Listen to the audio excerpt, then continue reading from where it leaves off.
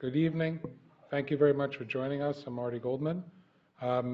This is the end of another academic season for our visiting professorship program, very generously sponsored by Dr. Sharma in honor of his father. And as usual, we've had really a stellar lineup of visiting professors, and I'll just review them, but it's significantly enhanced by two things. One is the monograph and contribution of each of the fellows, who I'll name, who really spend a lot of time on the monograph that you have and really put the whole discussion on the right foot. And the other aspect is the moderator, who uniformly has been Dr. Fuster, who puts a very complex subject into context where it's really dissected so that we leave enhanced significantly. In September, we had William Deck from Mass General, and Ari Pollack was the fellow who presented. In October, Pat O'Gara from the Brigham and Aniz Sharifi presented. In November, Lawrence Sperling from Emory and Ben Hirsch presented. In December, we had Mark Lakti from Stanford and Sandeep Ganguly presented. In January, Dr. Tsumakis from UCSD, Hadi Lazan presented a monograph. In February, we had Dr. Rahal from Mayo Clinic. Sunil Agarwal was the fellow who presented. In March, we had Dr. Mahaffey from Stanford. Ed Lin was the fellow. In April, Sid Smith from University of North Carolina. Brandon Kalenda was the fellow who presented. In May, Dr. Goldhaber and Bobby Kalina. And today we have Dr. Paul Armstrong from the University of Alberta, and Ajay Vaidya will present. I just want everyone to just recognize their contribution, an important contribution to the program. So again, thank you all those fellows. For next year, beginning in September, we have also a stellar lineup. We have Dr. Klein from Cleveland Clinic, Dr. Granger from Duke, Dr. Ritker from University of Pennsylvania, Dr. Aronson from Michigan, Clyde Yancey from Northwestern, Dr. Leon from Columbia. And again, we look forward to a very good year. Beginning next September, we're going to simulcast to all of the affiliates, including Beth Israel, St. Luke's Roosevelt, Bronx, Lebanon, and Jupiter affiliate in Florida, as well as broadcasting on the web. So I think that these programs, people have commented, are state-of-the-art, bring together a very diverse group of experts, and we look forward to tonight's program as well with Dr. Armstrong, who Dr. Fuster will introduce more formally. Ajay has put together a very nice monograph, and we'll summarize this topic very briefly. Just to tell you, the panelists will be George Dengus, who's Professor of Medicine, Director of Cardiovascular Innovation here at Sinai, Roxana Moran, Professor of Medicine, Director of Interventional Cardiology Research and Clinical Trials, Dr. Michael Redlener, who's joining us from as Medical Director for Pre-Hospital Care and Disaster Preparedness, and from the emergency rooms at St. Luke's and Roosevelt, and Dr. Sharma, Director in Clinical and Interventional Cardiology, President, Mount Sinai Heart Network, Dean International Clinical Affiliations, Mount Sinai Heart. Thank you. Ajay?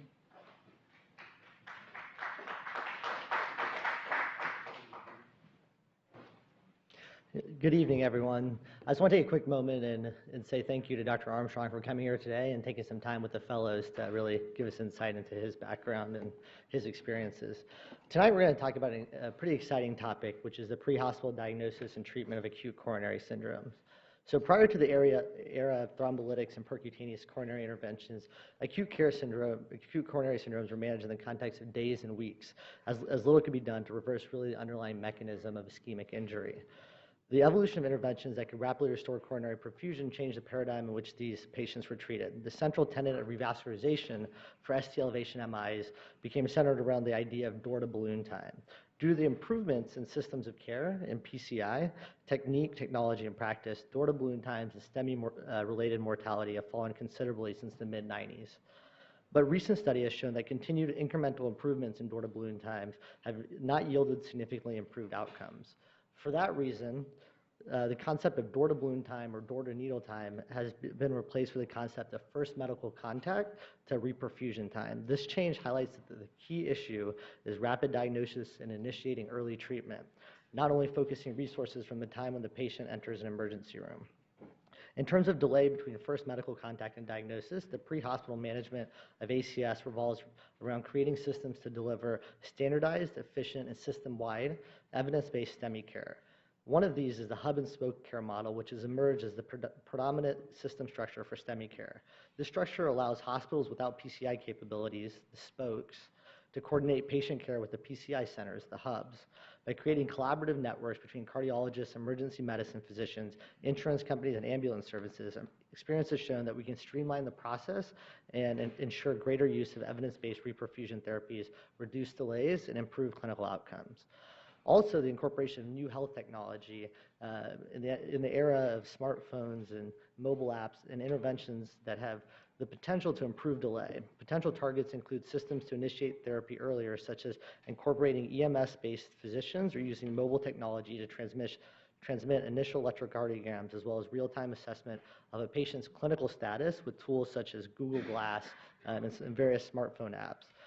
There's technology such as EMS-performed echocardiograms that can also help improve early evaluation and triage.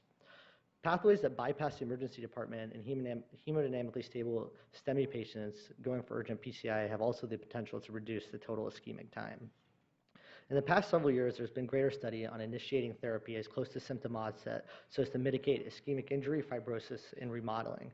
Early fibrinolytics in the PCI era were explored in the CAPTAIN study, which included about 800 patients that were randomized to either primary angioplasty or pre-hospital lytic therapy with immediate transfer to PCI center. Both 30-day and 5-year outcomes showed similar mortality for primary PCI versus pre-hospital lysis, followed by transfer to a PCI center. However, in a subgroup analysis, patients that were treated within the 2 hours of symptom onset showed a significantly lower 5-year mortality for patients in the pre-hospital lysis group. In addition, beta blockade in post-STEMI patients is well established, and their usage remains a cornerstone of evidence-based care. The timing of initiation is less clearly defined. In the first randomized study of early, mostly pre-hospital intravenous beta blockade prior to percutaneous intervention, the Metacard study led by Dr. Fuster and a group in Spain assessed infarct size and ejection fraction using MRI, as well as clinical endpoints on 270 patients with anterior ST elevation MIs presenting early after symptom onset. In the initial study, the primary endpoint of the study was easily met. Patients randomized to metoprolol had significantly smaller infarcts than control subjects. In the follow-up study at 6 months, repeat MRI showed a dramatic decrease in severe LV remodeling and dysfunction in the metoprolol group. In terms of secondary clinical endpoints, the heart failure readmission rate was more than half in the metoprolol group, as well as the number of patients who received ICDs. Antiplatelets, aspirin, and P2Y12 inhibitors such as prasugrel, clopidogrel, and ticagrelor are well-established cornerstones of STEMI care. Both the Plato and Triton TIMI 38 showed that ticagrelor and prasugrel have superior outcomes to Plavix amongst STEMI patients, however, with somewhat higher bleeding complications, which are especially pronounced in certain high-risk groups. The Atlantic trial sought to answer whether early pre-hospital inhibition of P2Y12 in STEMI patients improved outcome. A total of 1,800 patients with STEMI were randomized to ticagrelor given either in the ambulance or in the catheterization lab. The median time difference between the two treatment strategies was 31 minutes, but there's no difference between the two groups in the primary endpoints, which included resolution of ST elevation after PCI and TIMI grade 3 flow in the infarct-related artery after PCI. Lastly, in terms of anticoagulants, heparin has been the mainstay of therapy for many years. The Euromax trial, being the most recent with over 2,200 patients with ST elevation MIs, is the first trial to investigate whether pre-hospital bivalirudin started in the ambulance and continued for 4 hours after primary PCI improves clinical outcomes compared to other guideline-recommended heparin-based regimens. Euromax showed that pre-hospital bivalirudin improved 30-day clinical outcomes with a reduction in major bleeding, but with an increase in acute stent thrombosis. In conclusion, this pre-hospital time period offers a substantial opportunity for improvement and intervention to reduce the total ischemic time and outcomes for patients presenting with acute coronary syndromes. With continued improvements in STEMI systems of care and incorporation of pre-hospital health technology and pharmacotherapies, there's great promise for the future of early acute MI care.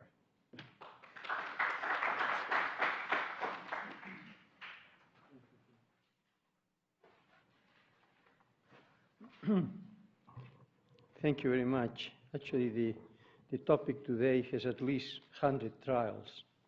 We'll have to summarize. We will not name any trial, so we have to work conceptually. But it's a pleasure to introduce the person who I think has contributed more than anybody to the subject that is going to be discussed today, Dr. Paul Armstrong. Now, I'd like you to go briefly to a very dense CV by saying that he graduated as an MD at Queen's University in Kingston, Ontario. He, of course, is from Canada, and he had his internship and residency in medicine between the University of Toronto and Queen's University in Kingston. Now, he then moved to the Mass General in 1969, where he had a fellowship in cardiology, and then he spent a year in England at St. George's Hospital in London. So then after his training, he went into an academic life, I would say, from assistant professor at medicine at Queen's University to director of the coronary care unit at Kingston General Hospital, professor of medicine at Queen's University, professor of medicine, University of Toronto, chief of medicine at the University of Alberta Hospital, and professor and chair Department of Medicine at the University of Alberta, where he's now distinguished university professor in the Department of Medicine. So there is so much to say that the question is, how do I summarize this? Well, first of all, he has 17 very important awards. And rather than saying each of them, I would say that he has awards in education, in research, in clinical and management of patients, and in humanities. And his awards go from whenever he was a medical student to just last year.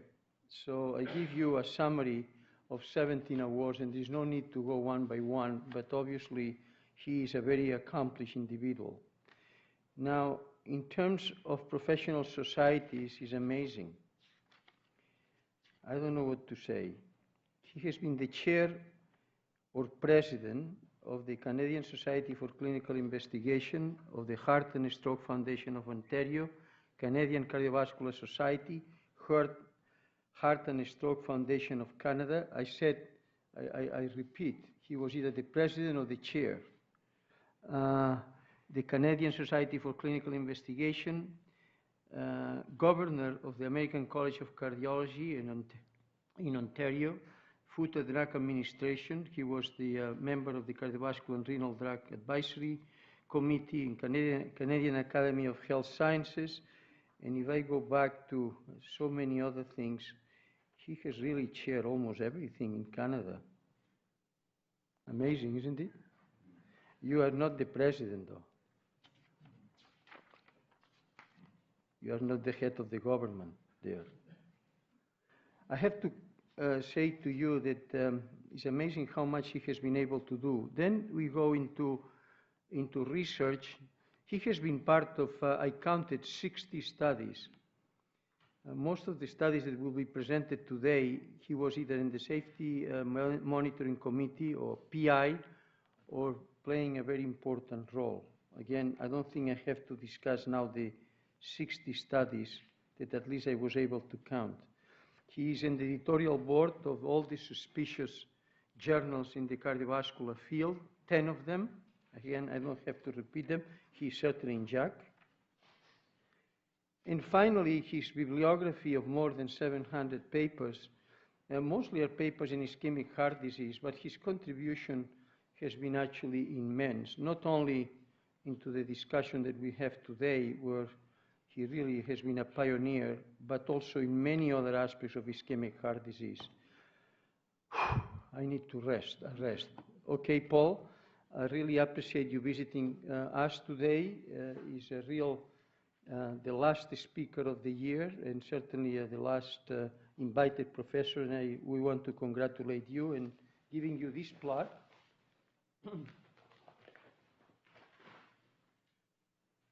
Which reads very long, but finally says, express appreciation to Paul Armstrong MD, for outstanding teaching, wisdom, and expertise as the Anandi Sharma Visiting Professor and the Simon Dack Memorial Lecturer.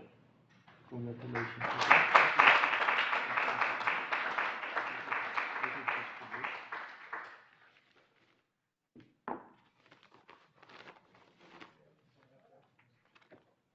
This is a check inside, which is more of an honorary check than a substantial one. I give this to you. Okay? Paul, you can sit in the middle, and now come all the experts that I think they were named by Martin Goldman. Is that right? Dr. Sharma, and Dangas, Meran, Roxana, Michael Redlener, of course, Ajay.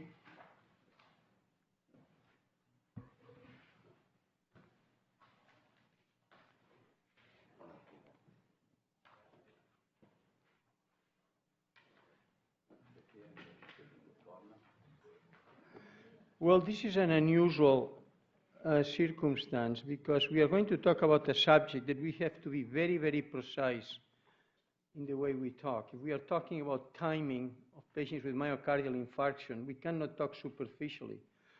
So you will allow me to present a few slides, including few electrocardiograms, to really point out where the issues are and the problems that we face. This is a subject that you might say we already know everything. You have to get very quickly from the door to the whatever place is Sharma and do an angioplasty or balloon, the door to balloon. This is so old concept. It is amazing to me, something that is stuck in our heads has to be completely remodeled. And today we are going to talk about period of ischemia, from the moment of the first symptom to the moment that the artery is open. If we don't do this, we are really talking about last century. And this requires a lot of understanding of what is the issue in each of the periods. Now, I want to present 3 slides of introduction. And I think you presented this today. I'm sorry you have to turn around. But this is actually is nice. This is how all it started with Jennings and Rayner, 1960, where in the dog model, you can see occlusion of the left anterior descending coronary artery, and is a progression from the epicardial to the outer part of the muscle of the heart. And this is actually viable myocardium that is decreasing very rapidly. What is interesting about this is that based on 9 randomized trials and 58,000 patients, the same curves have been actually validated in humans. Very rarely you have animal studies that can present the same curves that you really have in humans. And I want to ask you for a moment, Paul, if I read this properly, this is the critical time, the first 2.5 hours, 3 hours of, from the onset of symptoms, that you really have to be very aggressive.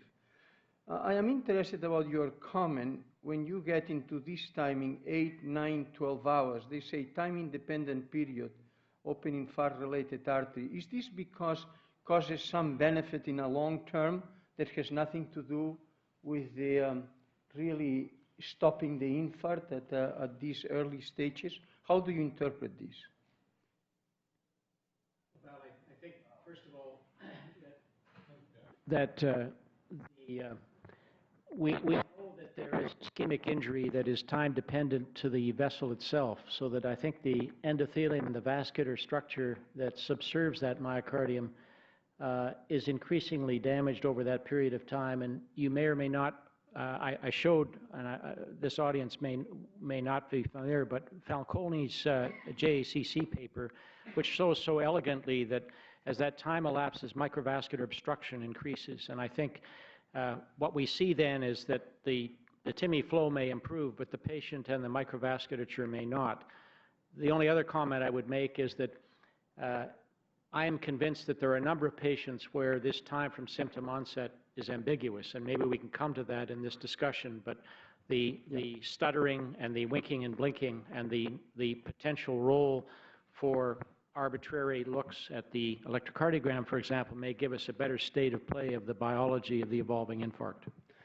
Roxana, the fact of the matter is still we can think in the first 12 hours, and even 12 to 24 if there is some degree of ischemia going on. Is this correct?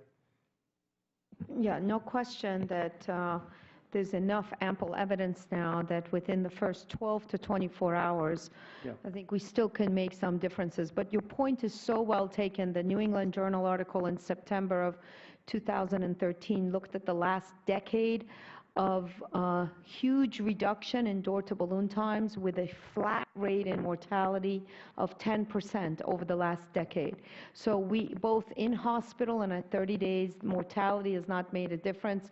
Door-to-balloon times have reduced tremendously, so we've got to do more. So your point is well taken. So the question is when the first symptom takes place, but let's leave this for later.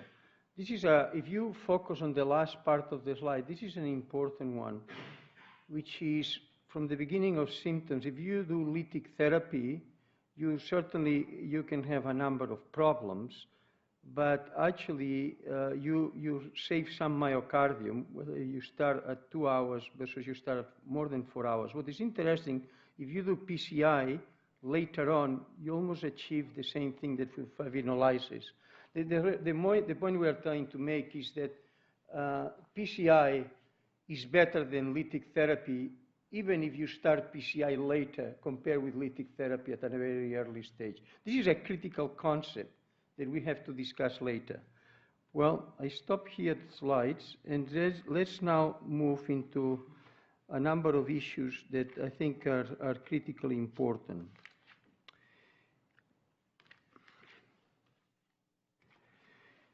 And I'd like to start actually with the number of patients who died in the street. We talk about myocardial infarction, and consciously or unconsciously, we only talk about the patients who reach our coronary care units. I just want you to know that at the present time, it is considered 10 to 25% of the patients die suddenly before they reach anywhere. I'm just saying, because when you talk about door-to-balloon and all these things, we are really ignoring what goes on before, where really is the critical issue, and this is where the greatest mortality takes place. And actually, it is stated that 90% of the sudden deaths today are due to an acute myocardial infarction. So I think these are critical issues that really puts us into a tremendous kind of responsibility of what you do very early to prevent this phenomena. Now, the question I like to address at this point, although it appears is out of context, is starting so early. Let's now deal with sudden death for a moment before we go into the rest of the topic.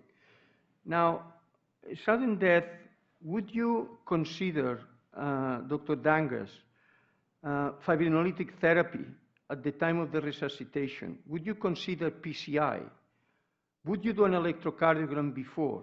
And if you do an electrocardiogram, what do you think you're going to learn? We are really dealing with the reality.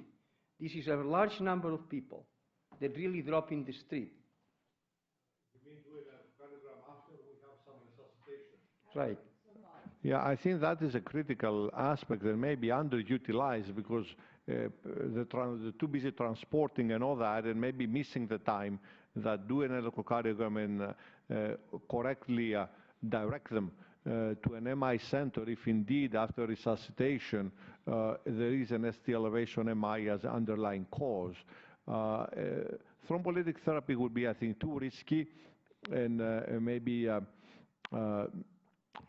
too, I would say, too blunt. Maybe everybody would get it without knowing exactly the anatomy. So the higher selectivity of the angiography and angioplasty and the ability to make up some of the lost time between the resuscitation and the transfer that we can do with angioplasty could make that a little bit more favorable.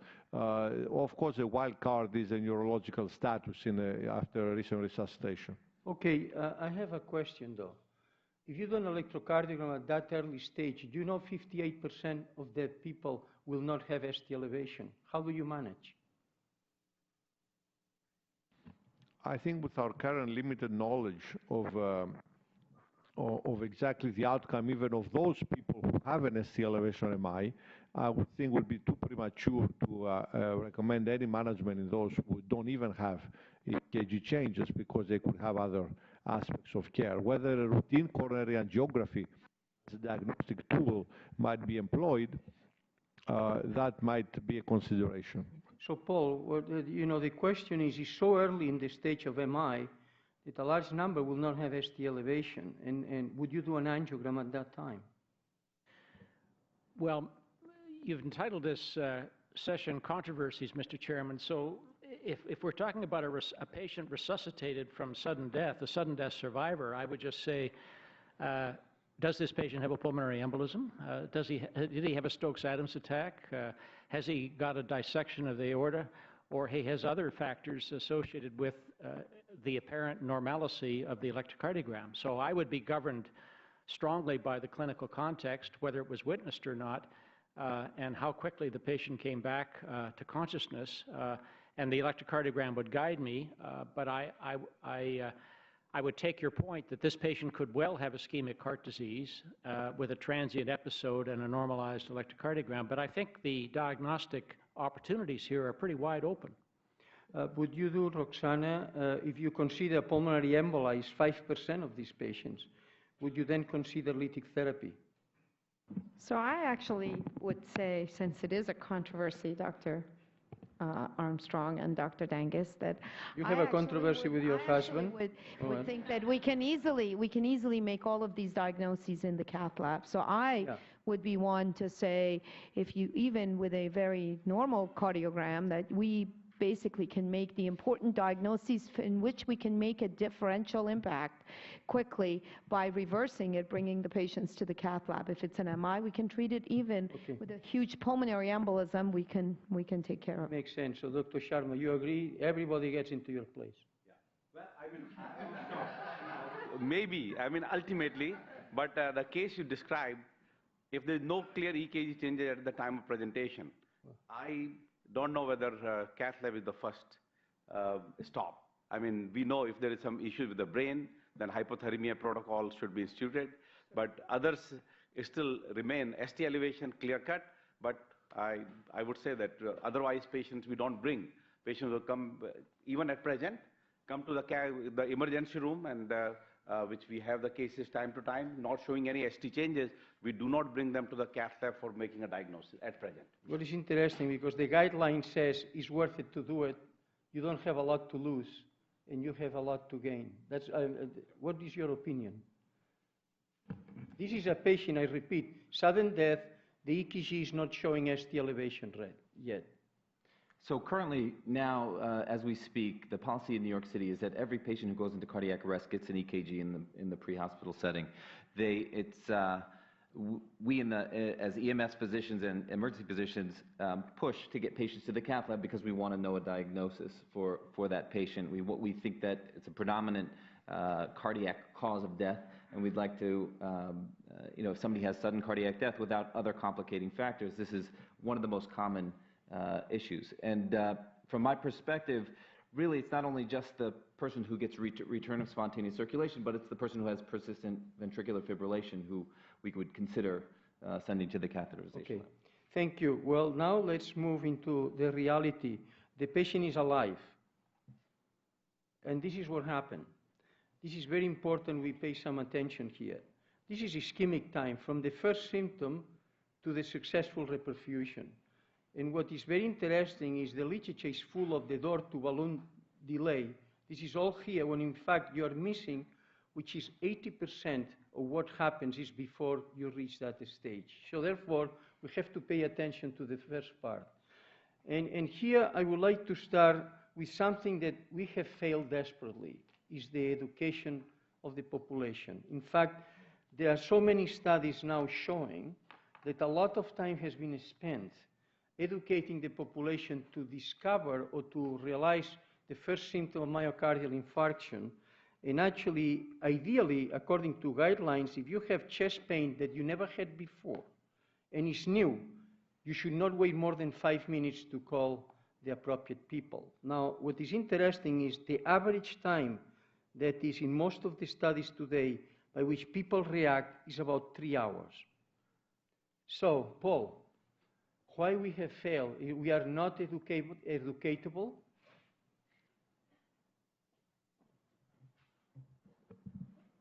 I think there are pockets of places where this time is much shorter. As I showed you this morning, we were getting to patients within 60 minutes of time of symptom onset.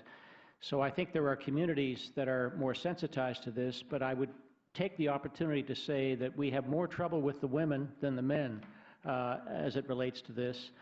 All of us have had the experience, for example, of a single mother with a child at home. She wakes up at 3 in the morning and she's unwilling to leave her child, and so she suffers until the morning before she comes in. So I think there are places where we are making some progress, but we've got a long ways to go here. Okay. Ajay, one thing that is interesting is we are told that whenever we have chest pain, let us call the ambulance. But do you know that 50% of people to 75% go by taxi? And the data shows that this is a problem. Now, tell me what you think. It's absolutely a problem. I think this kind of highlights the symptom onset to patient delay thing. And from what Dr. Armstrong's saying, there's certain communities not only that perform better, but the communities that are largely minority, the women, poor people, elderly, are all populations that access care more slowly and with less EMS usage. And they've shown that with EMS usage, you can improve, reperfusion time, less total ischemic time. So it's absolutely a problem. And from what I could see, there's only very few studies that have focused on educating communities at a provider level and at a wide community level. And they've shown that you can increase EMS time, but not, or EMS usage, and not decrease like door-to-balloon time. Yes, Paul, tell us if you're right or wrong. Can I tell you things I have done, which you probably say are wrong? This is a patient calls you, and he's calling you from Manhattan, somewhere, and the patient has chest pain. And then you face, this patient has to be seen in the emergency room right away. And the question said, please get yourself into the nearby hospital, or you can call the EMS. Tell us what is your feeling about it. I have done the first, I have to confess. Do you think it's wrong? Sorry, what do you do first? I missed the... The patient calls you. Yes. He's a patient of yours. Right. And has chest pain. Right. And is Park Avenue with 57th Street.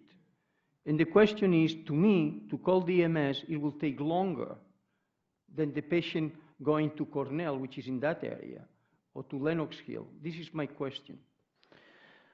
I think the right thing to do is to get to the nearest place as quickly as possible, and I think that sometimes an ambulance is not the right way to go. And I would turn the question around to the rural population. We deal with a large number of rural places where the time to get the ambulance is longer than if the wife takes the husband or vice versa into the center. So I think you make a judgment call based on your perception of the time, and if there is the occasional untoward incident under the way, that's the price you pay, and balance the risk and the benefit. Okay, yes, Roxana.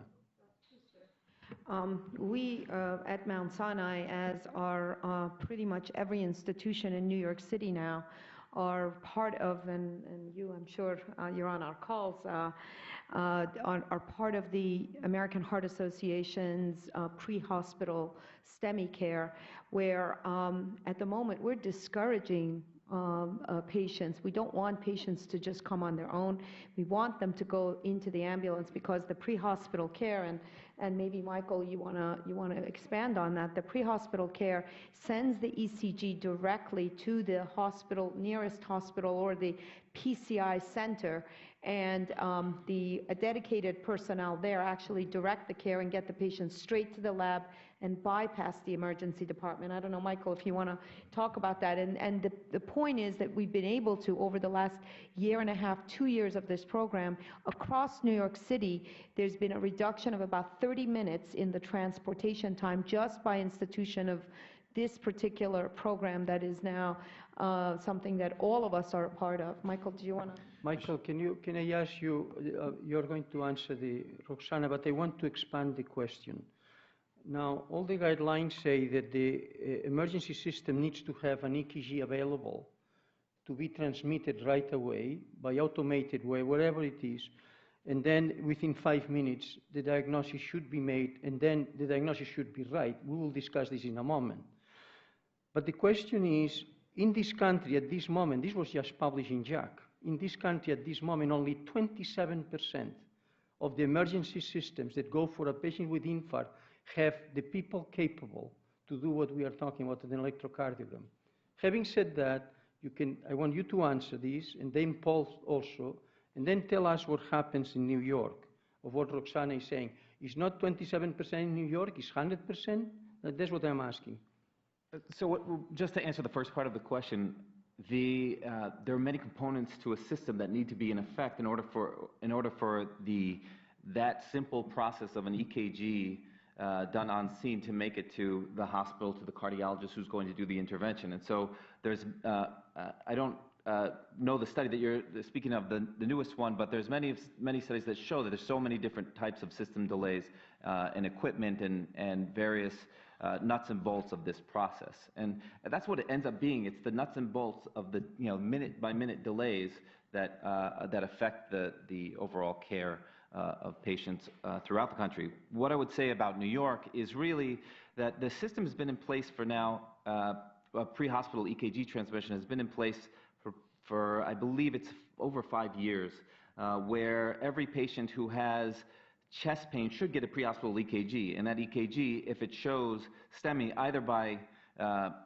electronic designation of STEMI in the EKG or by diagnosis by the paramedic, that EKG will go to a centralized medical control facility where there's a physician who decides whether or not that EKG has a STEMI, and then transmits it to the hospitals and now to people's personal smartphones and whatnot.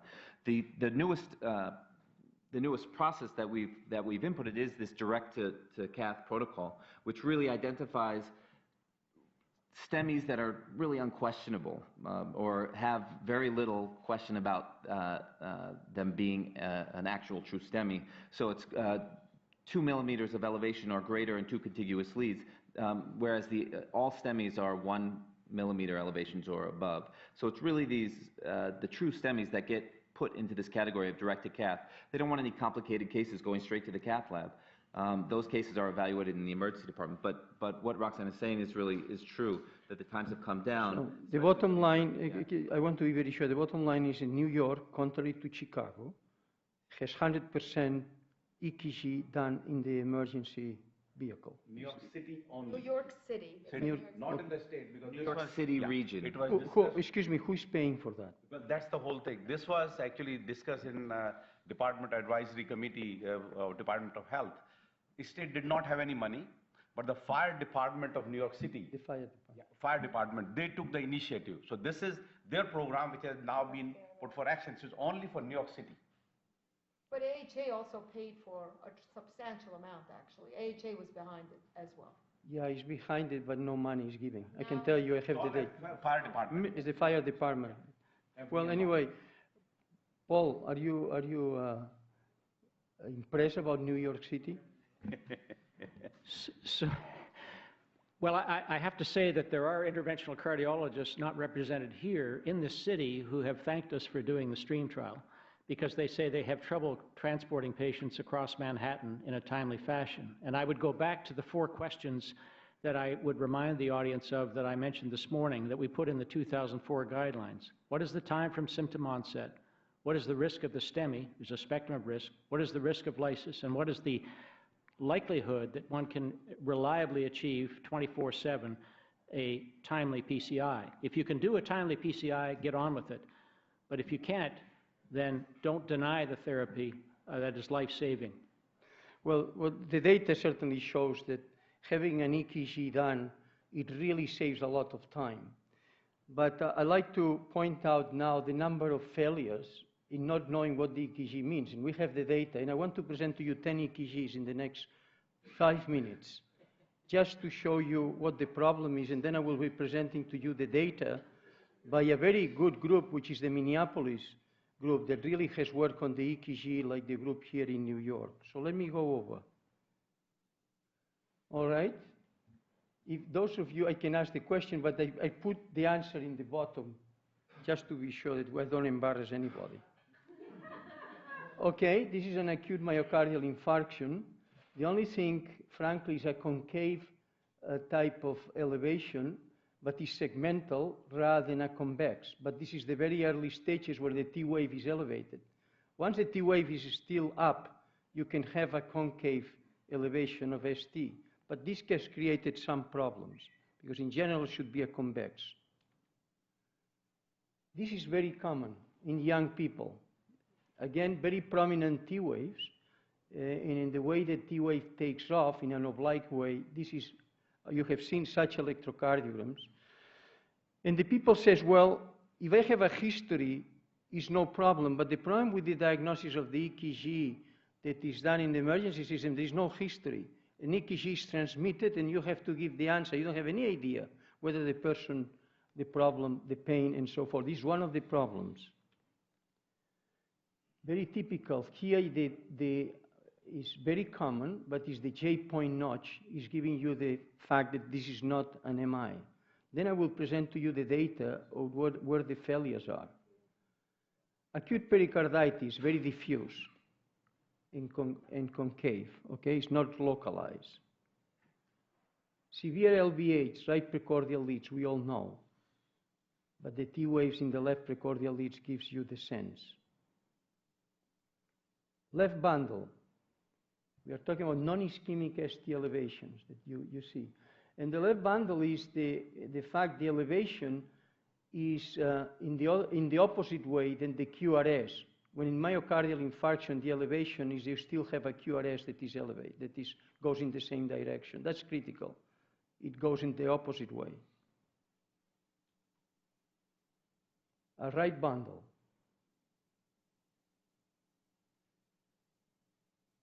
None of these patients had a myocardial infarction. Both Parkinson White. Well, you have to be smart a little bit.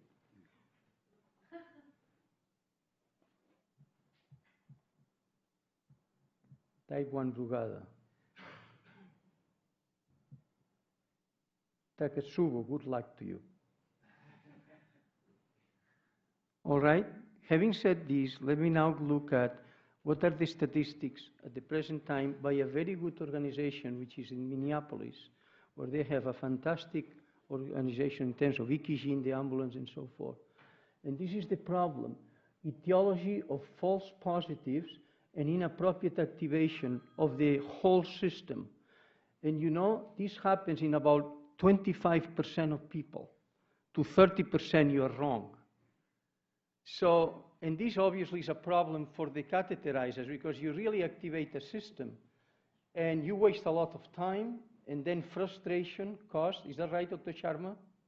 Yes.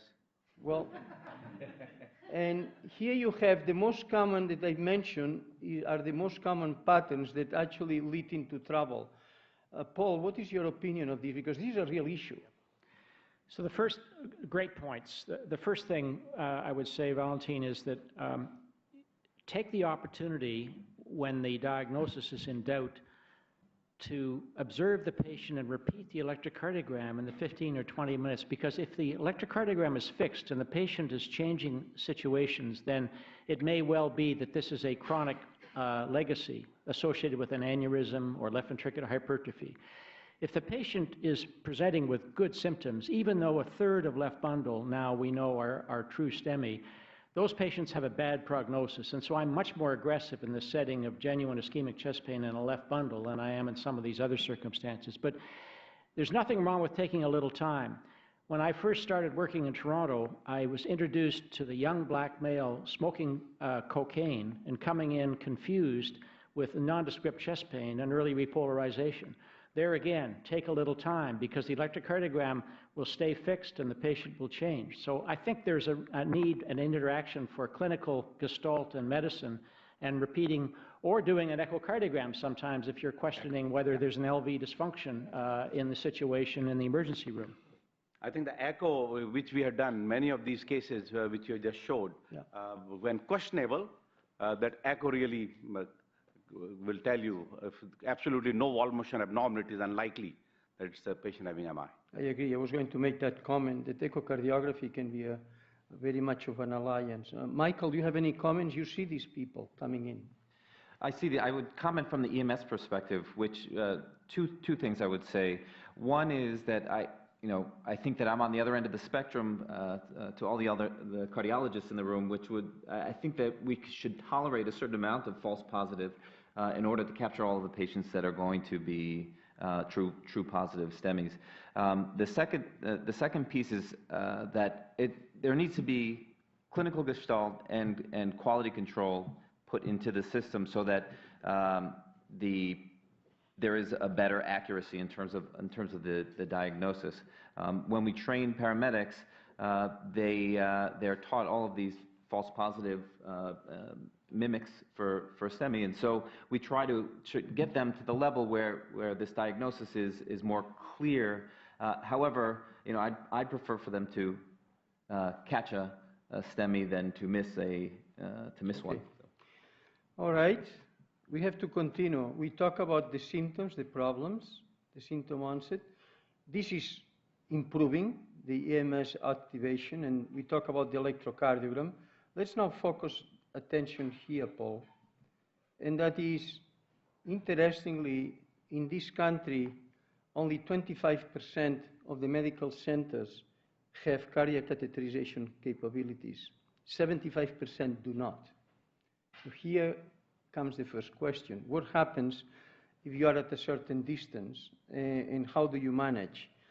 And I'd like to ask you, Paul, from Canada, because in the United States, very rarely you end up in one of these hospitals with thrombolytic therapy. I would like to ask all of you in the audience, who has been involved with thrombolytic therapy in the last 3 years on any single patient? Raise your hands. Look at this.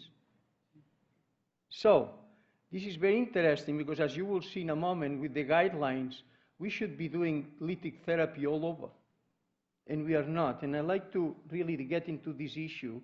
Paul, first of all, make a comment about this kind of a paradoxical thing. This is indeed the reperfusion paradox.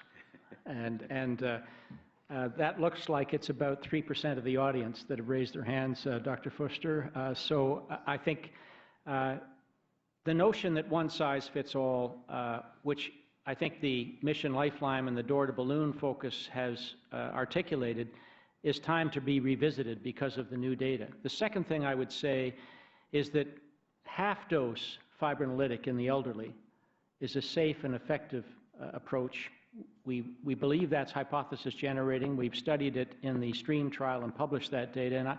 And so the fear about producing an ICH, which is of course the concern of all of us because one is too many, but these patients, elderly, have a 30% mortality untreated. And we showed in the pre-PCI era that fibrinolysis actually improves survival in the elderly. So I would say if your drive time and your likelihood of achieving primary PCI is difficult and the patient is presenting early, those are the patients that are most responsive. If the patient is presenting 6 or 8 hours late and is of low risk, then there's little advantage to doing lytic and perhaps little advantage to doing PCI. Okay, let's go now into what the guidelines... I just wanted to emphasize also that this is our New York and Manhattan. Even a part of the upstate, in New York, when the PCI, for primary PCI, about 10 to 12% of PCI is still proceeding with thrombolysis. Not at Sinai, we haven't, as said, but some places where there is an issue in upstate, in the smaller areas where the issue about the transport, they're still giving thrombolytic, half dose, and then still transferring the patients. Yeah, well, I'd like to go over this because this is relatively new, because it goes from the moment of symptoms on this box. Here they go into the first contact with the system and the device time, that has been really the obsession. And I'd like to go slowly for a moment because there are lots of questions here. First of all, most of the hospitals in this country are actually these non-PCI hospitals. So what basically happened is, well, the non-PCI hospital certainly has to send to the PCI-capable hospital, cardiogenic shock, severe heart failure, arrhythmias, and contraindication to lytic therapy. That's clear. And probably should send patients with prior MI, CABG, and over age of 75, although I heard you say a minute ago that maybe this population with half-dose lytic therapy may be considered to be treated in these places. Now we go into the bottom, and basically the bottom is quite important, because here is if you are, let's take these two together.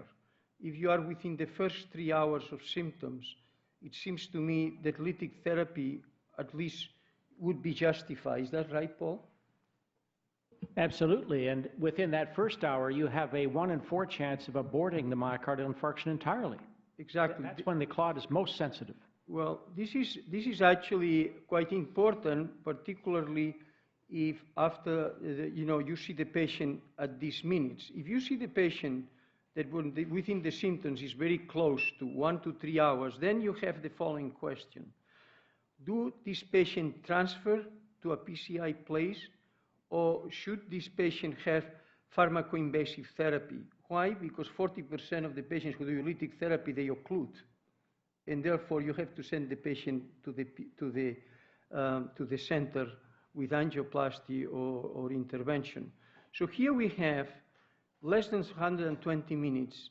This is more than 120 minutes from the first contact to the device. If this is actually a stent, if it is less than 120 minutes, the patient is quite justified to transfer and to bypass this center. We are all in agreement with that. If it is more than 120 minutes, the ideal would be to do lysis first. And if lysis fails, then you go into the center with stenting within 3 and 24 hours. Is this clear to all of us?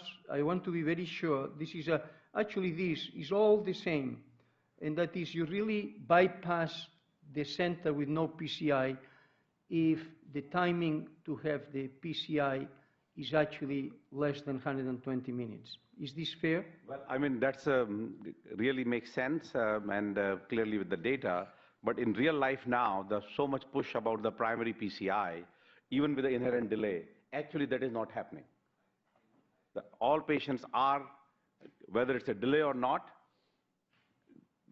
getting pharmacoinvasive therapy, may get some anticoagulant and antiplatelet therapy and being sent to. And we actually have seen many of the transfer patients coming 4 hours. Well, the question is, this is right or this is wrong. This is why the red means we are not doing the right job. Yep.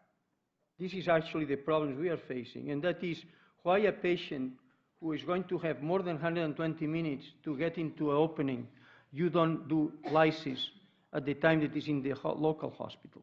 I mean, this is a key issue. I think overall, just because of the PCI, overwhelmingly positive over thrombolytic therapy in all the trials, and particularly avoidance of that intracranial hemorrhage, in every practitioner's mind and community, they've accepted PCI as a default therapy. The data, though, it doesn't speak in favor of this. Yeah, but also because the data haven't shown such an important benefit of giving fibrinolysis or even a pharmacoinvasive regimen compared to PCI has not been that much more. No, look, your friend is going to tell you he has 3 trials on this. I'm sorry you missed the presentation this morning, Dr. Marin, where you didn't listen, Dr. Marin. The PCI-related delay, which we've now published out of stream, is very convincing at the 60-minute PCI-related delay. And the data that's so convincing to you in DYNAMI 2, you need to look at again. Absolutely. You need to look at again because the 20% of people who benefited in DYNAMI 2 had a TIMI risk score greater than 5. The 80% of patients who had low TIMI risk score got no benefit. And the difference between PCI and lysis in the PCI centers was 28 minutes, which of course gives no advantage to lytic. If you can do a PCI within, so you need to look at the data again. I think it's an important issue. There are 3 trials. You have participated in the 3 of them, actually, Dr. Armstrong, which show the pharmacoinvasive is quite superior than just going to PCI alone. That's the issue. Yes, Dr. Dangas. Yeah, the key is how exactly the pharmacoinvasive transfer works. Because if the transfer is extremely fast, then it may be of benefit. But if the transfer takes very long time, the pharmacoinvasive therapy fails because you get all the side effect of the medication, and we get no benefit because you have many people closing and all that. But Dr. Dangas, I have to contradict you. The issue that is in the trials, Dr. Armstrong will tell you, the rescue is the critical issue because 50% of these people occlude the artery in front of you after lysis. You have 3 to 24 hours to do the angioplasty and the data is favorable. That is the issue of the delay that you're talking about. It doesn't play if you do lysis first. It may fail. You have 3 to 24 hours in which the data indicates the pharmacoinvasive is better than if you have done PCI from the beginning. Is not correct, Dr. Armstrong? That is right, and I would say that the hub-spoke relationship, if you're going to do pharmacoinvasive therapy, George, I would 100% agree that you must have a well-oiled hub-spoke relationship to be able to respond quickly. Okay. But that's part of the seamless transition of moving these patients. If you're going to move them anyway, do you want to let the myocardium rot for 2 hours in a large anterior myocardial infarction, or do you want to give the chance of benefiting this patient? That, I think, is a central issue. Ajit, I want to ask you, this is quite different than, just for terminology, than facilitated type of an approach. Facilitated type of an approach is you do the lysis, and then right away you do the PCI within the first 3 hours. This has not been so successful. So in fact, it's not part of the deal today. What we are really talking is to do fibrinolytic therapy in the first 3 hours of the patient, and then within 24 hours to do the PCI. That's what is working. Ascent 4, which was thrombolytic, PCI has to be halted because this combination was bad compared to PCI. So that wait. If you need to do, you have to wait. So the pharmacoinvasive, you mean that we give some thrombolytic and then you transfer the patient without an obligation to do anything, and you evaluate the situation in between 3 and 24 hours. Yeah, that's what it is. In the STREAM trial, we did undertake angiography and, as necessary, either PCI or indeed CABG, because there were 5% of the patients at 3 to 24 hours where the investigator felt it was more appropriate in the multivessel disease to actually undertake CABG. But I want to say something about SN4 PCI, Dr. Sharma. Subsequently, we published a paper showing that the major disaster in that group of patients was the patients presenting beyond 3 hours who had Q waves well formed in the distribution of their ST elevation. And I want to remind you about the importance of looking at the Q as a separate biologic indicator of the state of evolution of the MI above and beyond the time from symptom onset. In our hands, that's been a valuable additional marker published in JACC prior to the current editor's leadership. No, that's what I meant. When the patient comes in with a lot of delay, if you have a system, then you select out the cases that are not appropriate for that. But if you do them in centers that they have a first medical contact, very short duration, then this favors the pharmacoinvasive strategy. But that is not our reality around here. Well, I just want to summarize one thing that I hope the message is clear, and that is 30% of the patients died in the street during this period of time. And all the emphasis has been done from the door to the intervention. And what I'd like to really point out here today is as many good things go on in this country, there are few that are not good at all. And this one is unbelievable. And this is the paradox, that we know the number of lives that you would save with the lytic approach, and we don't. And this is something that really we should pay attention to, and this is most basically the message that we wanted to get. Now we go into an area that to me is boring, but we have to do it. And that is, what drugs do you give and why? Do you want to go over this? All right. We talk about lytic therapy. Let's not discuss it any longer in terms of the details. But first of all, one of the things is about aspirin. You know, the story of aspirin is fascinating. You know, this was the ISIS trial, published in 1988, where lytic therapy alone decreased mortality by 23-24%, and adding aspirin was 23-24%. That, to me, is one of the most incredible breakthroughs in cardiovascular medicine, which is the combination of reperfusion with lytic therapy and aspirin. So the question is, Dr. Sharma, the question is the following. Would you give an aspirin as soon as possible as the patient is having chest pain? And if you do, how much would you give? Yeah, I mean, recommend the same 325 chewable aspirin, patient presenting as soon as possible, whether it's by the ambulance or in the emergency room. Okay. Anybody has any different opinion? So, you know, Europeans have intravenous aspirin, as you know, and This is for the complicated people. they're giving that in the ambulances, especially in France. Yeah, the French people are peculiar sometimes. I don't have anything against it. Actually, I spend part of my vacation there. Now, let's go now into the AVP type of inhibitors. And here I have a few questions. Ajay, you talk about clopidogrel a lot. It seems you like the drug. But talking about the STEMI, to me, is a complex lesion by definition. So I'm not sure even I would use clopidogrel.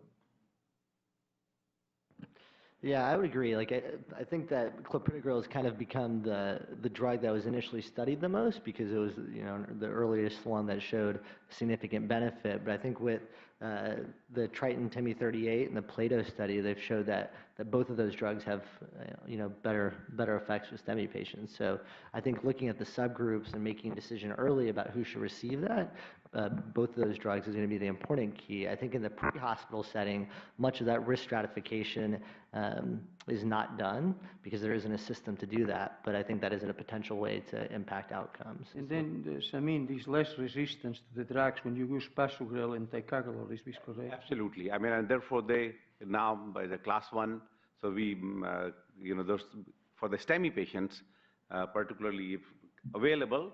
If it's not available at one part, the hospital is a different story, but it's not available everywhere now, should be given over clopidogrel. Now, Michael, you face the patient in the emergency room and you have, the whole place is full of clopidogrel, but the patient has with an STEMI. Are you giving clopidogrel or you don't? You know, we've standardized the care of STEMI patients that are being transferred. What I would tell you is that we are in close contact with our cardiologist colleagues and really make the decisions in combination with them. You're being covered up. Means that somebody old, 75, we don't know the history clearly, history of GI bleed and, you know, bleeding, that person should still will get clopidogrel, but otherwise preferred actually here at Sinai. We give prasugrel, although many places will give a ticagrelor. I just want to be very sure because pasugrel and ticagrelor, as you know, are more powerful than clopidogrel, but more bleeding. Right. So are you saying that over age of 70, 75, you may use clopidogrel? Yes. Okay. Paul? Yes, I think the COMMIT data suggests that 75 milligrams in conjunction with fibrinolytic is safe. I'm surprised that this panel has not come out in favor of ticagrelor for primary PCI, given it's the only drug that's shown a benefit on mortality. I will tell you that we did the core ECG laboratory in Plato and published the ST resolution data, and ticagrelor versus placebo, no difference in the ST resolution. The benefit came later, and we think it's related to recurrent ischemia rather than enhancing the reperfusion in conjunction with the primary PCI. We have a stream 2 planned randomizing ticagrelor versus clopidogrel in conjunction with lytic. But ticagrelor and lytic could be dangerous. So if you're going to use a lytic, don't use ticagrelor, use clopidogrel. Good point. Thank you. Dr. Dangas, is any role for 2B3A or you forgot even how to spell it? Yeah, that's an interesting question. Then 2B3A is an IV, and if it's not readily available, it's going to introduce a delay in the system, so probably not very favorable anymore, even for logistical reasons. But one could consider that if you have available abciximab, you could consider that very early on. That is definitely will be, we'll have no problem with absorption, and we'll have a very good efficacy at the platelet level. Unfortunately, again, as I said, it will probably take about 45 minutes to bring it up from the 20 minutes, at least 20 to 40 minutes to bring it up from the pharmacy. That is a lot of delay. Okay, since you are so involved with Vivalarudin, you really enjoy that drug. Now let's talk about anticoagulants for a moment. So you have a patient who with a STEMI who comes to you and you're going to put a stent. You have all the two drugs that you want to use, the aspirin and the prasugrel or ticagrelor. What do you do with unfractionated heparin, low molecular weight heparin, or Vivalarudin? What is the pros and cons? Which one do you use? Yeah. Well, I presume we're still in the emergency room, and we have to give the heparin because that is immediately available. There's no delay, and it's a class 1 indication in the guidelines. And it's frequently, just because of the debates of this newer drug, I have found that this is the most violated class 1 guideline in STEMI in recent years. Whether we use Vivalarudin or heparin in the cath lab, this is something that we will decide in the cath lab, and our choice will probably be a Vivalarudin. But in the ER, we should not be lost in the debate we just had between clopidogrel and ticagrelor and how old is the patient and this and that. And we have to give right away the aspirin and the heparin, as well as several other drugs, probably. Fractionated heparin. Fractionated heparin. Roxana? The easiest and simplest drug. Roxana, you agree with your husband?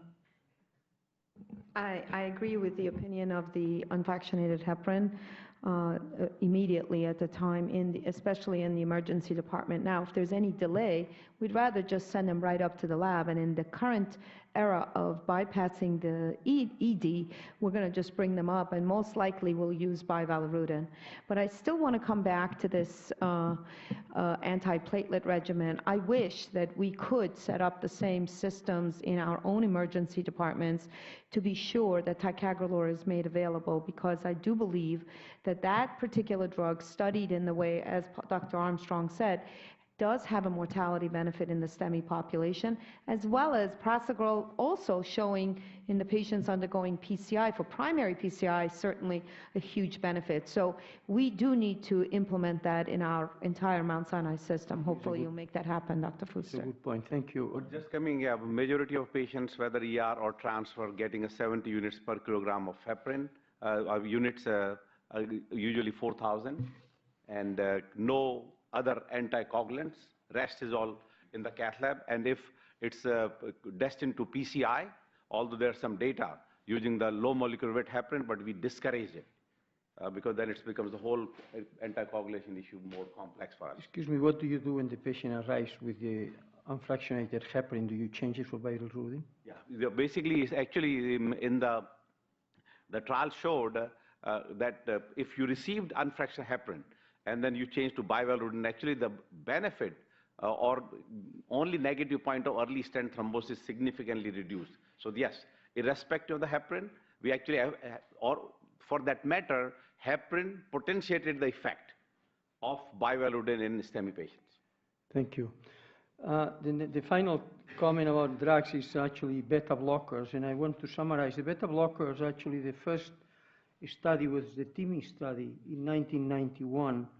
Where beta blockers were used with lytic agents, and the results were negative. Okay. Then it came the COMMIT, the study I think from China, in which the beta blockers were given within the first 9 or 10 hours following, the presence of the patient in the hospital, and in that time was also negative for lytic therapy. Third, you have the post hoc analysis of the PAMI and the Cadiga trials, pointing out that it could be meaningful in the reduction of mortality and infarct size in patients undergoing PCI. And then the study that actually we were involved with, the myocardial study. This was the first prospective study in beta blockers, which were given in the ambulance in Madrid in near 300 patients, and the results, I think, was mentioned by HA, was significant decrease of ventricular function was significantly improved in the patients who underwent intravenous metoprolol. And now we have a worldwide study of 2,000 patients across the world in which we go for the endpoints, not just ventricular function, but the heart endpoints. Paul, do you believe what I said? I think there are a group of patients who will likely benefit from early beta blockade. I think the risks associated with it need to be sorted out, and I'm glad a larger trial is going to help define this. But I think there's promise there and potential opportunity. Yeah, actually, all of our patients had anterior MI, interestingly, and the only patients that did not receive metoprolol were those with low blood pressure and close to cardiogenic shock. So that was the group. Well, I guess the question here is where do we go from here? I think there's a lot of things should be worked out. And this was the discussion today. I would like to ask each of you, what do you think should be next in all the things that basically we discussed? Dr. Sharma, can you start, and then we'll go, and then we'll have a discussion. Samin, what would you do that we are not doing? Yeah, I think door to balloon time, although it has been mentioned, and individual therapy, whether it's a thrombolytic or a PCI, whatever we could do, I think we are at that level, whether understanding. So that's no longer. Now we need some additional measure to decrease the complications, or for that matter, improve the overall protection of the myocardium during that time period. Now, unfortunately, any concept we start with a limited way and then we go to the randomized trials have failed. Classical example is thrombectomy. Initially, excellent data, mortality benefit, now you put a large number of patients, it failed. Any of the additional, except the, the pharmacological, but no mechanical treatment has been successful. So therefore, I don't have any, projection or prediction on it, but it has to be something related to the myocardial salvage or myocardial recovery after PCI. Combination, whether it will be some drugs, some devices, there are a lot of things going on with the cooling, some gene therapies and the stem cells. So some of that combination. But I think what we could achieve from the interventional point of view, we have achieved. The rest still need to be worked out. You talk about reperfusion injury. Yes. I agree completely. Actually, the beta blockers, that's where they work. We have all the data now. It worked not in the ischemia aspect, but in the reperfusion injury. Comments, Michael? From my perspective, the systems development is very important. I mean, I really think that the goals of the Mission Lifeline really to hone in on every step, every detail of how we operationalize the knowledge that we've gained over the amount of knowledge that we have about how to take care of STEMI patients, and just from what you've shown on the screen, minimizing the time from that symptom onset, that first medical contact to the device time is very key. And I think that we have to continue to build that and work together from the moment the patient is seen to the moment that they enter. Roxana, thank you. So, I mean, I think all the important pieces have been covered as far as obviously beyond door to balloon time. So we're moving into the systems, but now we need to also move to the recognition of the chest pain. And as you know, in the future, we're expecting to have lots and lots of ways of early detection of symptoms and availability of care. But I also believe that as we improve these systems, we can help in better understanding how to administer the care in the best possible way, in a team way approach. And I think that's the piece that's missing. Cardiologists working in a silo, not together with the rest of the community, and I think we do need to kind of improve that. And then lastly, on reperfusion injury and the regeneration, because there's always going to be patients who fall through the cracks. No matter how good you make the system, you still have to move to that direction. And I think cell therapy and as well as reperfusion, focusing on that area, and microvascular dysfunction is going to be the future of all the salvage that needs to be done.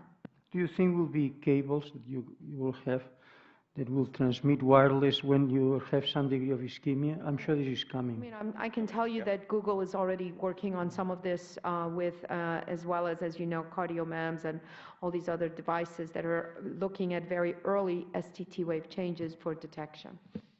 Paul. As a As a visitor who's been delighted to be here, Dr. Fuster, I am conscious of the need to disagree without being disagreeable. And so let me say that there's a paradox here. Your country and science is moving towards personalized medicine, yet we say one size fits all, which is primary PCI for everybody. And this is a paradox because, in fact, it doesn't work for everybody. And unless we take into account the specific nature, time, and risks of the patient and the systems that we are faced with, and the fact that our systems don't work as well as we would like, and we monitor that and be honest with ourselves regarding our time, then I think the 2004 guidelines restated in the new guidelines are some form of reperfusion delivered early is the best form of therapy, and we should try to take into account the things that we've discussed today in the best service of our patients. Thank you. Thank you. Unless we engage the patient and the community more, we're not going to shorten, I think, the first medical contact time. And putting everything together a little bit, maybe a STEMI app will be the next step towards this, to mix both the algorithms as well as some patient-driven data, as well as some biometrical data that the new devices can make. As a second point, we did not consider the high-dose statin in the first stop medication. I don't want to omit mentioning that, in my opinion. Thank you. Jay? So I think we're like in an incredibly exciting time for STEMI care in that we've realized that pre-hospital care can widely influence outcomes. So I think the two things that I think are most exciting are the ability to widely use these STEMI systems of care to really affect much larger populations throughout the U.S. that don't have the same system that we have in New York. I think the second thing is just kind of other technological advances, such as Dr. Mehran was talking about with Google, like Google Glass, where you can make a clinical assessment at the time in the ambulance, along with an initial EKG, so that you can really make a decision when you first see the patient and kind of expedite the process of reperfusion. Okay, thank you. Questions? Any comments or questions? I'm sure you have some. Yeah. Everyone focus on ST elevation. We see much more non-ST elevation. Can you comment on that, please? Paul? It's a great question. We have just finished a study of 600 patients looking at this issue. And you're right that non-ST elevation myocardial infarction is far more common, and the larger number of deaths now are occurring associated with non-ST elevation myocardial infarction. And if you have greater than 2 millimeters and 2 contiguous leads of ST depression, you're headed for big trouble. And we believe that these patients also should be evaluated in the ambulance and promptly treated with antithrombotic and antiplatelet therapy, and of course not get a fibrinolytic, but be aggressively managed and subjected to early invasive evaluation as promptly as possible. In fact, we were tempted today to touch into, but we decided that there's so much in the ST elevation still, that was the reason. Other comments or questions? Yes. Mm-hmm. Can you use the microphone, please? I just wondered whether the panel thought there's a role for emergent bypass surgery in patients with ST elevation. Well, I can tell you, we know even ourselves in the New York State that emergency bypass surgery in STEMI patients is done in 0.2% of cases. So even if it's a left main, and so it belongs to the cath lab. So very rarely patient will go. And so for whatever reason, even cardiogenic shock. And so now we have other assisted devices, balloon pump, LVAD, Impella, even ECMO percutaneously. So even entire New York State, I'm sure many places, as mentioned, that some patient with a multi-vessel STEMI go to the surgery. But I can tell you in last maybe 3-4 years at Mount Sinai also, no STEMI goes to surgery. But not to say that complex CAD, interventional is not comfortable, could go for CABG.